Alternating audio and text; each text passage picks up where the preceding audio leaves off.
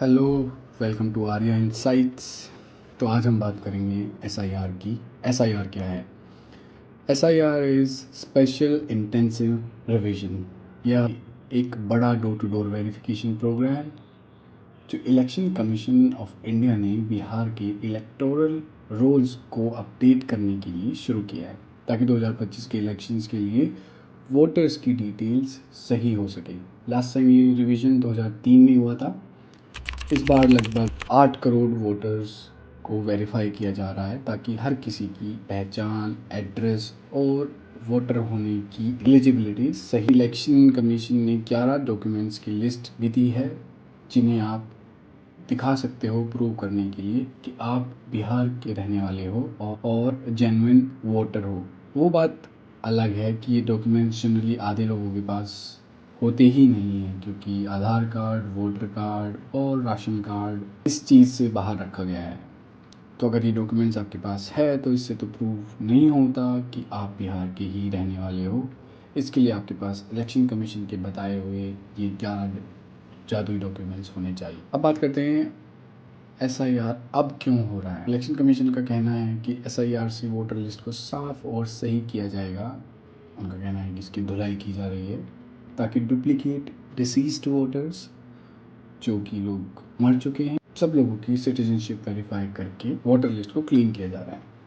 लेकिन जो लोग 2003 के बाद पैदा हुए हैं या वोटर लिस्ट में उनके नाम नहीं हैं, उनको नए डॉक्यूमेंट्स देने होंगे। कुछ लोगों के लिए मुश्किल होने वाले हैं। इसी का कहना है कि इससे ट्रांसपेरेंसी बढ़ेगी, और कुछ लोग इसकी टाइमिंग और रूल्स को सस्पिशियस समझते हैं। तो इसके अराउंड क्या कंट्रोवर्सी है, हम उसको समझ लेते हैं। राहुल गांधी ने इसके प्रोटेस्ट में कहा, प्राइम मिनिस्टर, होम मिनिस्टर और सीएम, चीफ मिनिस्टर बिहार के, इनकी डायरेक्शंस में बिहार के गरीब लोगों का नाम वोटर लिस्ट से हटाया जा रहा है। एक साजिश है कुछ लोगों को वोट देने से रोकने की। अपोजिशन पार्टी जैसे कांग्रेस, आरजेडी और इंडिया अलायंस कहते हैं कि एसआईआर एक तरह से गरीब, पिछड़े वर्ग और मुस्लिम को वोट देने से रोकने की कोशिश है, खासकर बॉर्डर डिस्ट्रिक्ट्स में। उनका कहना है कि एसआईआर के रूल्स बहुत सख्त हैं, डेडलाइंस बहुत छोटी है और कई ज़रूरी डॉक्यूमेंट्स को कबूल नहीं किया जा रहा है, जैसे Aadhaar card, voter card and ration card. Bihar में 75 लाख से ज़्यादा सीजनल माइग्रेंट्स हैं, जो अपनी जगह से दूर हैं, काम करने के लिए दूसरे स्टेट में गए हुए हैं, और उनका नाम वोटर लिस्ट से हटाए जाने का रिस्क है, क्योंकि वो लोग शायद ही अपनी वेरिफिकेशन कराने के लिए वहाँ वापस जा पाए, क्योंकि वो बहुत गरीब है और काफ़ी लंबा ट्रैवल उन्हें करना पड़ता है। सुप्रीम कोर्ट ने इस मामले में दखल दिया है और इलेक्शन कमीशन को डिलीट होने वाले नाम का लिस्ट पब्लिश करने को कहा है, क्योंकि इलेक्शन कमीशन ने 65 लाख लोगों के नाम इस वोटर लिस्ट से हटा दिए हैं। वकीलों का कहना है कि 2003 कट ऑफ आर्बिट्री है और कानूनी नहीं है, जिसकी वजह से बहुत लोगों की वोटिंग राइट्स खतरे में हैं। इसकी टाइमिंग इलेक्शन के इतने पास रखी गई और डेडलाइन 2 महीने की है। मुझे तो इस बात पे बहुत ही आश्चर्य हो रहा है कि 2 महीने में ईसी इस काम को पूरा कर देगी, पूरे तरीके से, पूरी ईमानदारी से। क्योंकि मैंने अभी अपना एड्रेस चेंज किया है और उसके लिए मैंने वोटर आईडी पे एड्रेस अपडेट करने की रिक्वेस्ट डाली थी ऑनलाइन, और इस बात को 2 महीने से ज़्यादा हो चुके हैं। अभी ऑनलाइन स्टेटस प्रिंटिंग दिखाया जा रहा है, उसको बहुत टाइम हो गया है। तो 2 महीने में एक एड्रेस अपडेट किया नहीं जा रहा है, और 2 महीने में पूरे बिहार की वोटर लिस्ट को गांव-गांव, शहर-शहर जाकर ये वेरीफाई कर देंगे, जो सुनने में बहुत ही अटपटा सा लगता है। और ये दिक्कत तो सब लोगों ने फेस की ही होगी, ये मेरा स्पेशल केस नहीं है। ये ऐसा मुझे लगता है कि हमारा सरकारी काम इतने एफिशिएंट तरीके से तो काम नहीं करता है। दूसरी बात, इसी को तो पता ही है कि इलेक्शन कब होने हैं। इसका टाइम पहले भी चुना जा सकता था। ये बारिश का मौसम था और बिहार में बहुत बाढ़ आती है इस मौसम में। लोग बेघर हो जाते हैं, उनका सारा सामान ख़राब हो जाता है, सारा सामान पानी में बह जाता है, सारे सामान के साथ डॉक्यूमेंट्स भी खो जाते हैं या बह जाते हैं। उन लोगों के लिए इतनी जल्दी डॉक्यूमेंट्स को अरेंज करना बहुत ही मुश्किल है। बट उससे इसी को क्या, उन्हें तो सिर्फ वोटर को बाहर निकालना है। कौन से वाला, ये तो आपको पता ही है कौन डिसाइड करेगा। अरे मेरा मतलब इसी ही करेगा। आप लोग की गलत समझ आता है। नेक्स्ट पॉइंट आता है डॉक्यूमेंट्स का। तो हमने स्टार्टिंग में बात की थी कुछ जादुई डॉक्यूमेंट्स की, तो ये वो जादुई 11 डॉक्यूमेंट्स हैं।